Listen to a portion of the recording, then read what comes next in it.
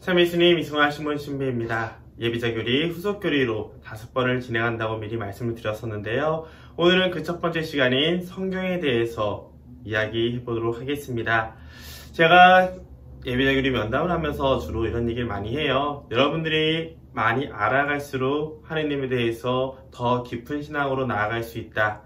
아는 만큼 실천할 수 있다라고 말하면서 성경을 공부해야 되고 교리를 공부해야 되고 또한 기도와 전례, 영성에 대해서 그리고 사회 교리에 대해서 공부할수록 우리가 그리스도인답게 살 수 있다고 자주 설명을 드렸습니다.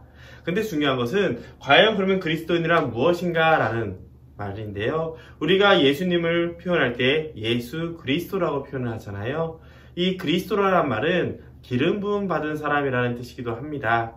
즉 하느님에 의해서 특별히 선발된 사람을 의미하기도 하는데 히브리어로 메시아라고도 부르죠. 그래서 그리스도인, 우리 모두가 그리스도인이라고 표현할 때는 바로 이런 의미를 가집니다. 예수 그리스도의 가르침을 따라 살아가는 이들이다 라고도 표현할 수 있고, 또한 예수 그리스도를 메시아로 고백하는 이들, 즉 예수님을 하느님으로 고백하며 그분을 통해 우리가 구원을 받을 수 있다는 믿음을 고백할 때 우리는 그리스도인이라고 될 수 있습니다. 그런데 단순히 세례를 받았다고 해서 완전한 그리스도인이 되는 건 아니에요. 예수님의 가르침을 우리가 얼마큼 아느냐에 따라서, 또 예수님에 대해서 얼마큼 알고 그분을 닮아가느냐에 따라서, 그분의 가르침을 얼마큼 살아가느냐에 따라서 우리는 보다 하느님의 자녀로 살아갈 수 있고 제자의 길을 걸어갈 수 있을 겁니다. 그래서 저는 이런 비유를 많이 들어요. 연인이 서로 사랑할 때 서로 많이 알아갈수록 더 깊이 사랑할 수 있는 것처럼 우리 신앙인들 역시 예수 그리스도에 대해서, 우리 신앙에 대해서, 우리의 믿음에 대해서 더 많이 알아갈수록 더 깊은 신앙생활이 가능합니다 라고 표현을 하죠. 그 중에서 특별히 하느님과 이스라엘 백성, 그리고 하느님과 새로운 하느님의 백성인 교회, 이 역사에 대해서 기록한 책인 성경에 대해서 이야기를 나눠볼까 합니다. 성경이라는 것은 저번에 설명한 것처럼 성령의 감도를 받은 성사가들이 쓴 책을 통칭해서 말을 합니다. 아무나 글을 썼다고 해서 이것이 성경으로 인정받는 것도 아니고요. 또 성경 안에는 모든 사람이 인정하는 정경이라는 것도 있고, 혹은 정식으로 인정하기는 어렵지만 그 가치를 인정해주는 제1경전이라는 것도 있고, 또 어떤 경우는 인정하지 못하는 외경, 하지만 오래된 책이라고 존중을 해주는 제2경전도 있습니다. 아무튼 이 성경을 우리가 어떻게 읽어야 되는가? 성경이 굉장히 오랫동안 전수되었고 가장 큰 베스트셀러라고 불리는 것처럼 2000년 동안 우리에게 전해진, 꾸준히 읽혀졌지만 같은 책을 읽는다고 해서 서로 다르게 이해하고 받아들일 수 있는 것처럼 성경 말씀도 어떻게 읽을 것이냐에 따라서 우리 신앙생활의 방향성이 조금씩 차이가 벌어지게 됩니다. 한 가지 예를 들까요? 구약 성서를 보면 하느님께서 이스라엘 백성에게 당신의 계명을 지키지 않은 이들 혹은 이방신들을 모시는 이들을 모두 죽이라라는 표현이 듭니다. 그러면 그 말씀을 있는 그대로 받아들인다면 우리가 우리 주변에 예수님을 믿지 않고 다른 종교를 믿는 사람을 박해해도 될까요? 당연히 아니겠죠. 구약시대에 있었던 성서를 썼던 사람들의 문화와 인식 수준에 따라서 그것을 다시 한번 해석하는 필요가 있습니다. 또 성경을 그저 예전 옛날 이야기로만 본다면 오늘 살아가는 우리들에게 큰 의미가 없겠죠. 성경이 우리에게 의미가 있는 것은 성령의 강도를 받은, 즉 하느님의 뜻이 담겨있기 때문에 우리에게 중요한 겁니다. 그리고 그것을 읽는 우리들이 일상 안에서 적용하고 변화되지 않는다면 성경이란 책은 한낱 오래된 책으로만 끝날 수 있겠죠. 이처럼 성경을 읽을 때는 3가지 요소를 염두에 둬야 됩니다. 첫째, 성경 안에 있는 전체적으로 꿰뚫고 있는 하느님의 뜻이 무엇이냐, 다른 말로 하느님의 구원 계획이 무엇이고 그렇게 하느님께서 이스라엘 백성 그리고 하느님의 백성을 어떤 방식으로 이끌어 왔느냐, 그래서 우리가 어떻게 살아야 될 것이냐, 이것을 깨닫는 하느님의 뜻을 찾아야 될 것이고요. 두 번째는 하느님을 체험한 이들이 글을 썼을 때 2000년 지난 다음에 후손이 우리들을 고려해서 쓰진 않았을 거예요. 그들이 당시 살고 있던 문화적 수준 그리고 그들이 썼던 어휘적 한계를 가지고 기록을 했을 겁니다. 그렇기 때문에 성사가들, 즉 그 성서를 쓴 사람들의 의도와 배경, 그리고 이들이 염두에 두었던 독자들이 어떤 사람들인지, 이들이 속해 있던 공동체가 어떤 공동체인지, 그 당시 주변에는 어떤 문화를 가지고 있었는지 이 부분을 알아야 합니다. 마지막으로 성경을 읽는 우리들에게 이것이 어떻게 다가오는지도 해석을 하면서 봐야겠죠. 이렇게 하느님의 뜻, 성사가들의 배경, 성경을 읽는 독자들을 염두에 두면서 성서를 읽으세요 라고 하면 굉장히 무겁고 힘들 겁니다.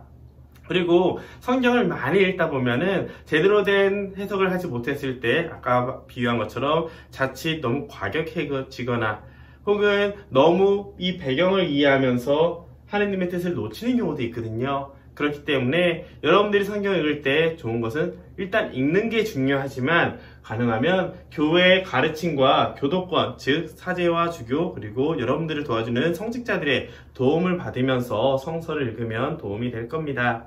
여기서 도움을 받는다는 뜻은 성경을 읽다가 이해 안 되는 부분이 있으면 신부님들에게 물으라는 뜻이고요. 또한 성경을 읽을 때 내 상황에 따라서 나의 수준에 맞춰서 어떤 거를 읽으면 좋을까라고 물어보면 많은 도움을 받을 수 있을 거예요. 그래서 일단 제일 중요한 성경 해석의 키워드는 바로 이겁니다.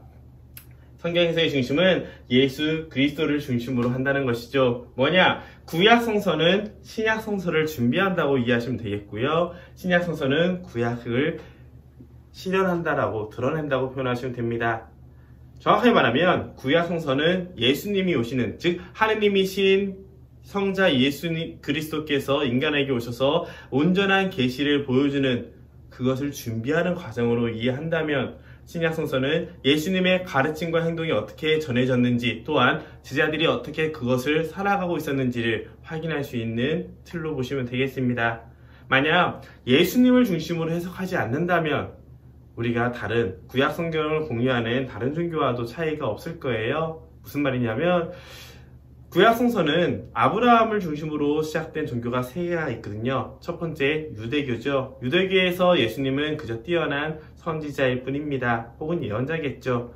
또 이슬람교 역시 구약을 배경으로 가지고 있지만 문화를 같이 공유하지만 구약 성서의 일부분을 같이 공유하지만 예수님을 하느님으로 인정하지는 않습니다. 최후의 예언자 혹은 선지자로 보는 것이죠. 마호메트가 나오기 전에 뛰어난 예언자로 봅니다.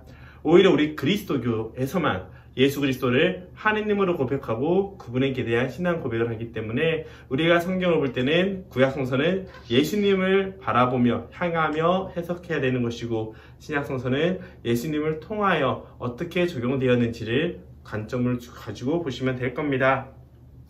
다시 한번 말씀드리면 이렇습니다.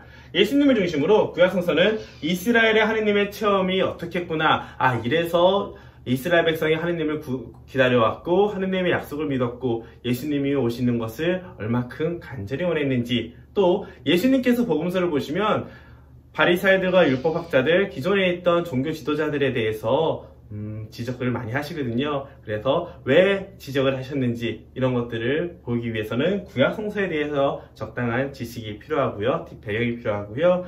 예수님의 가르침을 실제로 제자들이 어떻게 살았는지를 보는 것은 신약 성서를 통해서 확인할 수가 있습니다.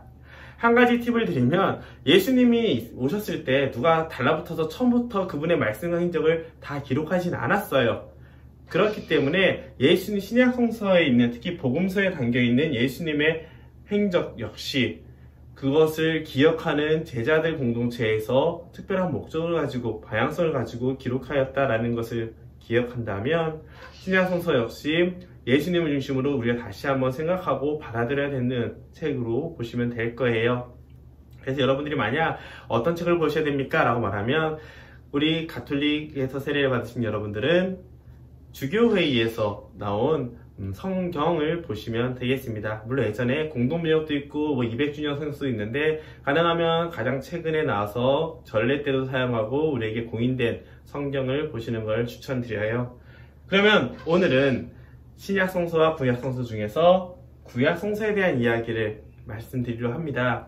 사실 구약 성서의 이야기를 다 하기에는 참 너무 많은 양이에요. 실제로 성서책을 보면은 성경의 대부분이 구약 성서라는 것을 확인할 수 있을 겁니다. 그래서 저는 이번 시간에 여러분들에게 구약 성서를 읽을 때 꼭 알아야 되는 키워드들, 중심 틀을 이야기식으로 설명드리고요. 그 후에 성서를 읽을 때 주의할 점들을 설명드리는 것으로 마무리하려고 합니다. 중요한 건 여러분들이 성서를 직접 읽어야 하는데 어떻게 읽어야 되는지 처음에 방향성을 찾지 못하거나 어려워하실 때 잠시 도와드리는 역할로만 도와주시면 좋을 것 같아요. 구약 성서를 보실 때는 크게 두 가지를 중심으로 해석을 하시면 좋습니다. 해석 읽으시면 좋은데, 하나는 하느님과 이스라엘 백성 사이에서 이루어진 계약이라는 개념이고요. 또 하나는 이스라엘 백성이 체험한 큰 두 가지 하느님 체험을 보시면 될 거예요. 하느님의 약속이라고 하면 지난 시간에 성경에 대해서 말씀드릴 때 한번 말씀드렸는데 기억이 나실지 모르겠네요. 하느님의 약속은 크게 세 가지가 있다고 말씀드렸습니다. 첫 번째는 하느님께서 함께 해주신다는 약속, 자손의 약속, 땅의 약속이죠. 이것이 왜 중요하냐면요, 이스라엘 백성은 유목민족이었습니다. 이것은 신학적으로 해석했을 때 우리가 지상에서 머무는 것이 아니라 하느님을 향해 또 끊임없이 나아가는 순례하는 정체성을 가진 존재라는 것을 보여주기도 하지만, 다르게 말하면 순례하는 유목민들의 특징은 정착할 땅이 정말 생존에 급박한 거였고요. 또 하나, 자신들이 유목민족이기 때문에 외세로부터 지키기 위해서는 자손들이 많아야지 힘이 강해지겠죠. 그래서 생존을 위해서는 땅과 자손의 약속이 제일 절실했습니다. 바로 이것을 하느님께서 약속하신 것이고요. 하느님께서 함께 하신다는 계약은 원래 신과 인간의 계약이면 신이 넌 무조건 해라 라고 하면 될 텐데, 그렇지 않고 너희들이 이렇게 지키면 나는 너희들과 함께 하겠다, 땅을 주겠다, 자손을 주겠다, 모래알보다 훨씬 많은 자손을 주겠다라는 식으로 보장을 해주시는 것이죠. 이것이 그리스도교 유대인들이 가지고 있는 특별한 약속의 계약의 형태인데요. 아무튼 이 하느님이 함께 하시고 자손의 약속, 땅의 약속에 대해서 가볍게 설명드리면 이렇습니다.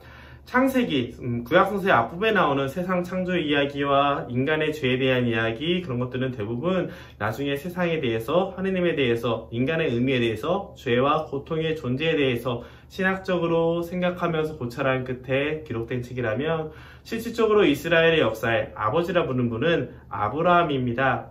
아브라함이 이름이 바뀌기 전 아브라함이었을 때 하느님의 부르심을 받고, 하느님께서 길을 떠나 당신을 따른다면 땅과 자손을 약속해주고 너와 함께 하겠다라고 약속을 해주십니다. 그럼으로써 아브라함부터 시작을 하여 하느님의 뜻을 따르기 때문에 이름이 아브라함으로 변하게 되고요. 아버지들의 아버지, 모든 민족들의 아버지란 뜻이에요. 아브라함의 후손들은 끊임없이 하느님을 따르면서 살아가게 됩니다. 하지만 아시다시피 하느님이 눈에 보이거나 하지 않잖아요. 그러다 보니 온갖 유혹에 빠지게 되고, 때로는 하느님이 아닌 우상숭배에 빠지기도 하고, 때로는 하느님이 아닌 다른 여러가지 미신적인 행위에 빠지기도 합니다. 그리고 외세로부터 공격이 왔을 때 하느님이 아닌 자신들의 힘으로만 이겨내려고 하는 유혹도 빠지게 되죠. 바로 이러한 역사들, 유혹에 빠졌다가 하느님께서 용서해 주셔서 다시 돌아오고, 이 역사가 이스라엘 백성의 역사라고 보시면 이해하기 편할 거예요. 그리고 자손의 약속과 땅의 약속이 서서히 이루어지는 과정을 구약성서 전반적으로 볼 수 있을 겁니다. 유목민족이었다가 이집트로 가서 정착을 하게 되고, 이집트를 탈출해서 가나안 땅이라고 하는 하느님이 약속하신 땅으로, 젖과 꿀이 흐르는 땅으로 가게 되고요. 오늘날 말하는 예루살렘 지역이죠. 예루살렘 지역에서 왕국을 이루어서 살다가, 왕국은 이르기 전에도 판간이라는 자치적인 행정을 통해서 지내고 있다가요, 왕을 추구하게 돼서 왕을 뽑게 되고, 우리가 잘 알고 있는 두 번째 왕인 다윗 왕, 그리고 솔로몬 왕을 통해서 이스라엘 왕국이 이루어집니다. 그리고 솔로몬이 죽은 후에 북이스라엘과 남유다로 갈라지게 되고요. 이런 자세한 사항들은 나중에 본당에서 혹은 성서를 따로 공부하시는 게 좋을 건데요. 아무튼 갈라지게 되고, 그 갈라짐 중에 외세로부터 공격을 당해서 서서히 유혹에 빠졌다 돌아왔다 반복하다가 북이스라엘 멸망하고 남유다가 멸망하게 됩니다. 그리고 다른 나라의 고귀한 이들이, 높은 상류층 사람들이 유배를 갔다가 다시 돌아오면서 하느님에 대한 생각이 바뀌게 되죠. 하느님의 생각이 크게 바뀌게 된 이 두 가지 체험이 이스라엘의 역사, 구약 성서를 보는 키워드라 보시면 될 겁니다. 첫 번째는 이집트 탈출이고요. 두 번째로는 바빌론 유수라고 하는, 바빌론 유배라고 말하는 왕국이 멸망한 후에 끌려갔다가 다시 돌아오는 과정입니다. 이집트 탈출이 중요한 이유는 하나님께서 이스라엘 백성이 노예살이를 하는 과정을, 보통 이집트를 죄와 유혹의 상징으로 많이 표현하는데요. 죄와 유혹과 악의 세력에 갇혀있던 이스라엘 백성을 탈출시켜서 다시 하느님을 찾게 됐을 때 모세를 통해서 약속된 땅으로 가게 하는 이 사건을 가지고 이스라엘 백성은 커다란 민족적인 정체성을 찾게 됩니다. 하느님께서 우리를 구원해 주셨다는 강한 희망과 동시에 탈출 과정에서 하느님께서부터 받은 10가지 계명, 10계명을 받게 되고요. 그것은 이스라엘 백성이 앞으로도 쭉 살아가면서 가지게 될 가장 중요한 핵심 계명들을 형성하게 됩니다. 바로 이 내용이 담긴 것이 창세기 탈출기이고요. 그 부분에 이집트를 탈출하면서 받았던 계명들을 다시 한번 재해석하고 필요한 계명들을 정리한 것이 레위기, 민수기, 신명기라는 모세오경이라고 하는 구약 성서의 첫 번째 책이 됩니다. 두 번째는 이 모세오경을 통해서는 하느님과 이스라엘 백성과의 관계가 온전히 드러나면서 약속과 정체성이 확립이 된다면, 바벨론 유배 같은 경우는 이스라엘 백성들은 그렇게 생각을 했어요. 하느님께서 우리에게 가장 중요한 한 분이신 하느님이시다. 물론 주변에 있는 많은 신들이 있지만 우리는 다른 신들을 믿지 않고 바로 이분 한 분만 믿겠다라고 살았지만, 문제는 다른 민족들이 우리를 공격했을 때 우리가 졌다는 것은 우리의 신이 상대편 신보다 약하다라는 의미를 가지고 있었거든요. 그러다 보니 북이스라엘 왕국이 멸망을 하고 남유다도 멸망을 하면서 끌려가는 중에 이들은 고민합니다. 우리가 첫 번째로 하느님께서 우리를 버리신 걸까? 혹은 우리가 믿는 하느님이 가장 강한 신이 아니었나? 이런 생각을 통해서 있다가 나중에는 번뜩 깨닫게 됩니다. 우리가 하느님을 따르지 않았기 때문에, 계명을 지키지 않고 그분의 뜻을 찾지 않았기 때문에 우리가 벌을 받고 있구나.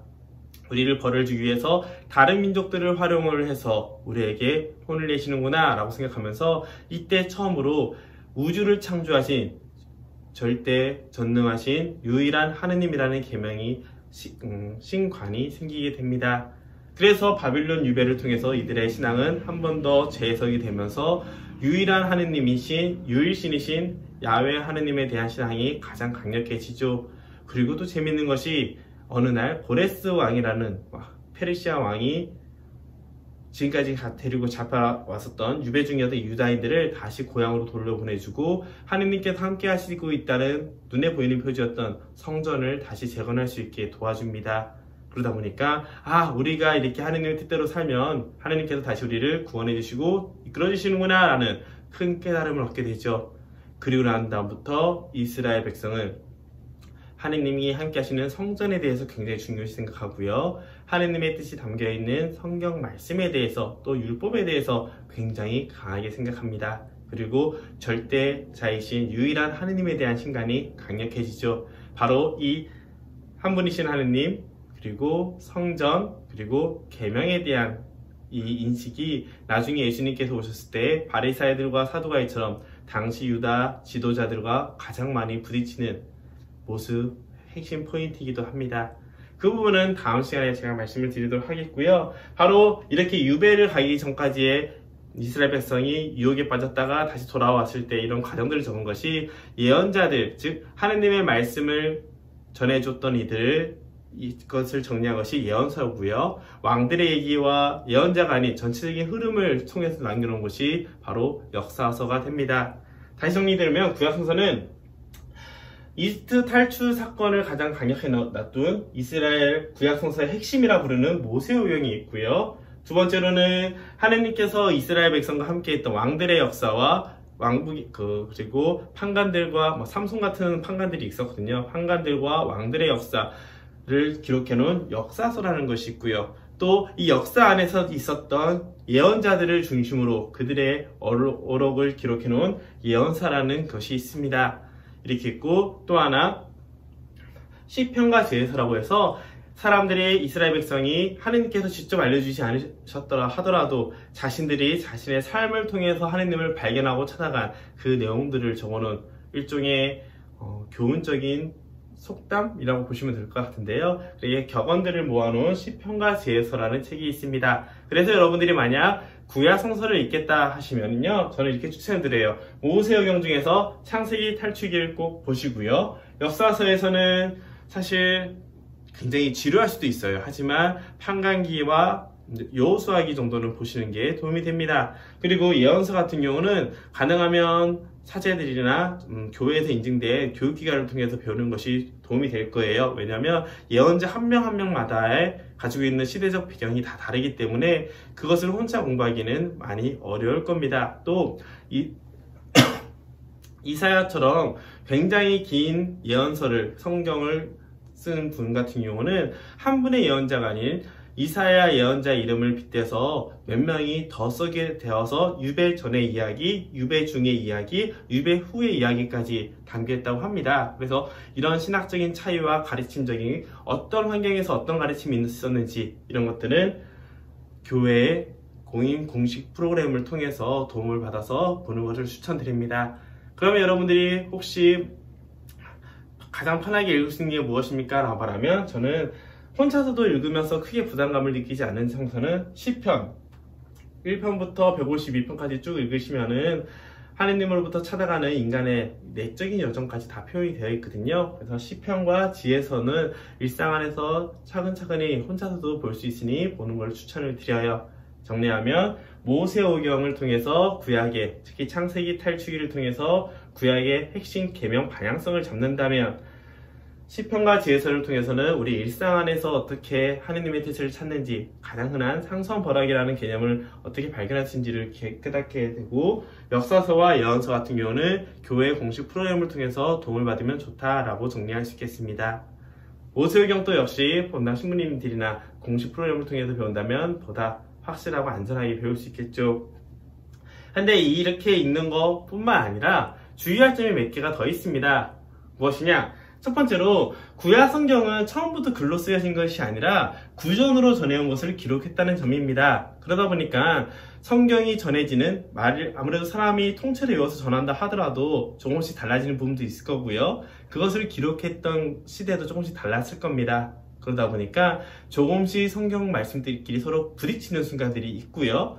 한 사람이 두 가지 이름을 나타내는 경우도 있고, 한 번 일어났던 사건들이 다음에 또 비슷한 모습으로 나타나기도 합니다. 그런 것들은 역사적인 신서로 쓴 것이 아니라 이 사람들이 내려왔던 구전들을 모두 살리면서 기록한 것이기 때문에 발생한 현상이라는 거 염두에 보시면서 보다 편하게 보시면 되겠습니다. 두 번째, 히브리어 자체는 어휘가 적어서 그 단어 하나하나에 굉장히 많은 의미를 담고 있다고 해요. 그러다 보니까 같은 단어가 쓰여도 다른 의미로 쓰이는 경우가 있어서, 물론 우리들이 보는 성경책들은 다 번역이 된 책이지만 가끔씩 궁금해서 책을 성경 원전이나 영어로 번역된 거나 이런 걸 찾다 보면은 왜 이 단어를 이렇게 번역했지라고 의아할 수 있는 부분도 있을 겁니다. 그럴 때는 주석 성경이라고 하는 교회에서 나왔던 공식 주석서가 있거든요. 그걸 도움을 받든지 본당 사제들에게 도움을 받으면 좋을 것 같아요. 어휘가 적다는 것은 반대로 같은 말로 더 강하게 표현할 수도 있고 아닐 수도 있고, 혹은 이 사람이 정말 이 의도로 했는지 아닌지를 우리가 알기가 쉽지 않다는 의미겠죠. 그래서 교도권의 도움을 받아서 공부를 하시는 것을 추천드립니다. 세 번째로 과장해서 표현했습니다. 실제로 이스라엘 백성이 이집트를 탈출할 때 수십만 명이 탈출했을까? 쉽지 않거든요. 그리고 이집트는 기록의 민족이라고 불릴 정도로 모든 걸 기록했던 걸로 유명한 민족인데, 이집트 기록에는 대규모 인원 몇십만 명이 한 번에 이동했다는 기록이 남아있지 않습니다. 그렇기 때문에 어쩌면 이스라엘 선조들이, 성서를 썼던 성사가들이 자신들의 체험을 극적으로 표현하기 위해서 가장했을 수도 있고, 두 번째로는 우리들이 하느님이 가장 세다라는 표현을 하기 위해서 조금 잔인하지만 다른 민족들을 강하게 누르는 부분도 있을 거고요. 이런 식으로 다양한 과장법을 사용했다는 것을 기억한다면 성서를 읽을 때 구약 성서가 특히 벌을 주는, 혹은 사람을 많이 죽이는 그런 하느님으로 인식될 수 있는데요. 그 부분을 해결할 수 있을 겁니다. 마지막으로 성경은 역사와 진실, 팩트로 기록된 거기보다는 이스라엘 백성이 체험한 하느님을 자신들의 체험에 따라서 적은 책입니다. 그렇기 때문에 책 안에서 여러 가지 성사가가 한 명이 한 번에 정리하지 않았을 거잖아요. 그리고 구약성서는 실제로 예수님이 승천하신 이후에 최종적으로 정리가 되긴 하거든요. 그렇기 때문에 신학을 그 각 성서를 정리했던 썼던 사람들의 신학들을 중심으로 기록된 책이라는 것을 기억한다면은 너무 과학적으로 하거나 역사적으로 사실만을 찾으려고 하는 그런 시도는 오히려 성서를 읽을 때 걸림돌로 작용할 수 있습니다. 그래서 중요한 것은 여러분들이 자주 읽을 때 궁금한 것은 사제들에게 도움을 청하고, 두 번째, 성경에 대해서 본격적으로 공부하고 싶으시다면 교회에서 인증받은 성경 프로그램을 통해서 공부를 하시면 되겠습니다. 네, 구약성서 이야기가 굉장히 많고 역사적인 얘기도 굉장히 재밌는 것이 많지만 이 정도까지만 말씀드리고 나머지는 그 앞에 말씀드렸던 우리 교회 예비자 교리를 다시 한번 보시는 것도 좋겠고요. 또 질문들을 저희 알려주시면 나중에 영상을 자작하면서 또 추가로 설명드리도록 하겠습니다. 어려운 성서 이야기 들어주셔서 감사드리고요. 다음 주에는 신약 성경을 중심으로 이야기 나누도록 하겠습니다. 수고하셨습니다.